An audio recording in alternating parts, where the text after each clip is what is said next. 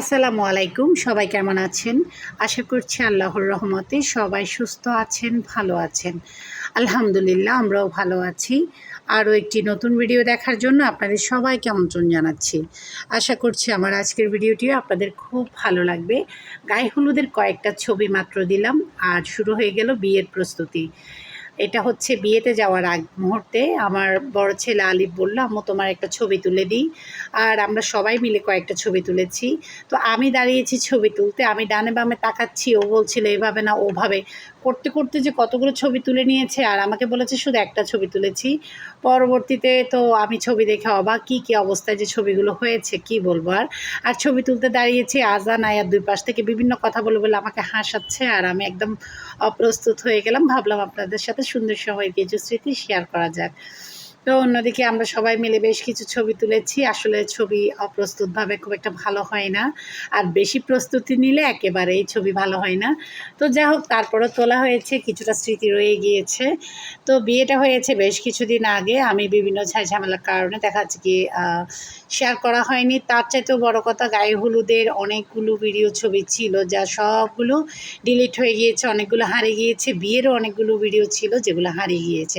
টুকটাক যা পেয়েছি সবটুকু মিলিয়ে ছোট্ট একটা ভিডিও আপনাদের সাথে শেয়ার করতে চলে আসলাম। ইউটিউবের স্মৃতি হয়ে থাকবে আর আমার বন্ধুরাও দেখে নিতে পারবেন। তো আমার হুমায়রা মামুনির বিয়ে, হুমায়রার এঙ্গেজমেন্ট আর বিভিন্ন কিছু আমি কিন্তু আপনাদের সাথে শেয়ার করেছি। হুমায়রার বড় বোন, আমার বড় মেয়ে আনিসার গায়ে হলুদ ভিডিও, ওয়ালিমা সব কিছুই আমি আপনাদের সাথে আগে ভিডিওতে শেয়ার করেছি। তো ভাবলাম এটাও কেন নয়। তো আমি সবসময় যে কোনো একটা ক্লাবের বিয়েতে গেলে দেরি করে যাই, রেডি হই আগে। কিন্তু আমরা যেহেতু গ্রামে থাকি, সবার চাইতে দূরে শহর হয়ে গিয়েছে, একদম হাতের নাগালের বাহিরে। তো কোথাও যেতে গেলে দেখা যায় কি অনেক বেশি দেরি হয়ে যায়। ঘর থেকে রেডি হয়ে বের হই, কিন্তু পথেই পুরো সময়টা জ্যামের কারণে চলে যায়। তো ভাবলাম একটু আগে আগে চলে যাই। আর অন্যদিকে আমি গায়ে হলুদে যেতে পারিনি, একটু অসুস্থ ছিলাম, হাঁটুর ধরা ছিল, মানে হাঁটুটা খুবই ব্যথা ছিল আর হালকা জ্বরও ছিল। তো ভাবলাম গায়ে হলুদে নাই যাই, আমি একটু রেস্ট করি, রেস্ট করলে হয়তো বা বিয়েতে যেতে পারবো। বিয়েতে তো যেতে হবে, মেয়েকে যেহেতু বিদায় দেওয়া হবে অবশ্যই এখানে থাকতে হবে।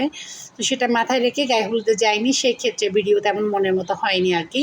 তো অন্যদিকে বিয়েতে গিয়েছি আর মনে মনে ভয় ছিল এবারও বুঝি সবসময় সব বিয়ের মতো আমার দেরি হয়ে যাবে, কিন্তু না, গিয়ে অবাক হয়ে গিয়েছি। দেখলাম সবার আগের অতিথিদের তালিকায় আমি আমার বাচ্চাদেরকে নিয়ে। প্রথম অতিথি ছিল ক্লাবের মধ্যে আমার মেজো আপার একমাত্র বড় যার মেয়ে, একমাত্র মেয়ে জেনি, যেটা কনের জ্যাঠাতো বোন। তো ওর ছেলে মেয়েদেরকে নিয়ে চলে গিয়েছিল। আর আমার আপার ভাসুর ছিল, মানে কনের জ্যাঠাতো বোন আর কনের বড় আব্বু ছিল আর কি। তো আমি দ্বিতীয় মেহমান ছিলাম। তো দেখা হয়ে গেল ওদের সাথে। ভাবলাম পুরো ক্লাব যেহেতু ফাঁকা, বেশ কিছু ছবি তুলে নিই। এলোমেলো অনেকগুলো ছবি তোলা হয়েছে। তবে হ্যাঁ, ক্লাবের যেটা একটা বিয়ের প্রধান আকর্ষণ বউরানী, সেই বউরানী কিন্তু অনেক আগে এসে উপস্থিত, পাশাপাশি জামাই রাজাও চলে এসেছে।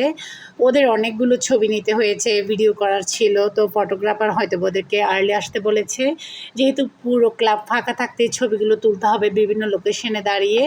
মেহমান চলে আসলে কিন্তু ওইটা আর হয়ে ওঠে না। তো সেক্ষেত্রে অনেক আগে থেকে আসতে হয়েছে আর ছবি তুলছিল। আর সেই ফাঁকে আমি যেহেতু আগে গিয়েছি, আমিও একটু দেখে নিচ্ছিলাম। আমরা যেই ক্লাবে এন্ট্রি নিতে যাচ্ছি এমন সময় দেখলাম জামাই বাবাজি গাড়িতে উঠে রওনা দিচ্ছে ক্লাব থেকে ঘরের উদ্দেশ্যে, সবার সাথে আবার আসবে, এমনই কিছু দেখলাম আর কি আমি। তো আমি যেহেতু প্রায় বিয়েতে দেরি করে আসি, এসব সিন কিন্তু আমার দেখা হয় না। আমাদের বিয়ের সময় তো সোজা স্টেজেই চলে এসেছি, স্টেজে বসেছিলাম, শাড়িটাকে চারদিকে ছড়িয়ে সুন্দর করে গুছিয়ে দেওয়া হয়েছে।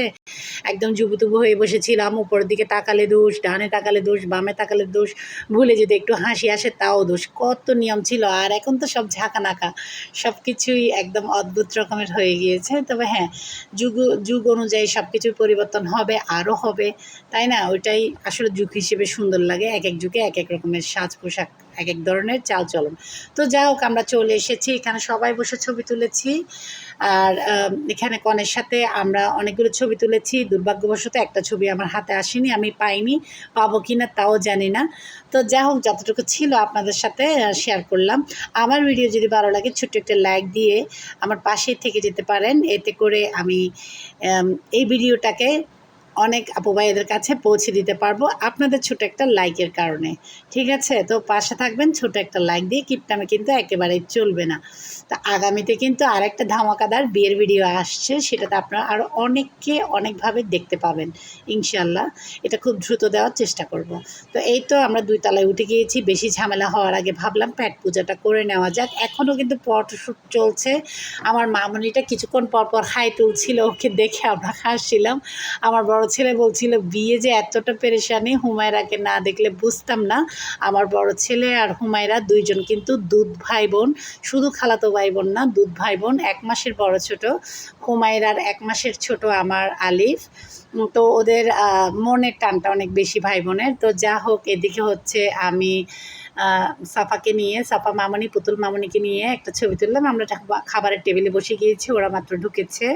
তো এই তো খাবার দিয়ে দিচ্ছে আর আমরা এখন খেয়ে নিব। আসলে আমাদের তো রাতের খাবার খাওয়ার অভ্যাস নেই, ভাত খাই না যেহেতু পরিবারের কেউই।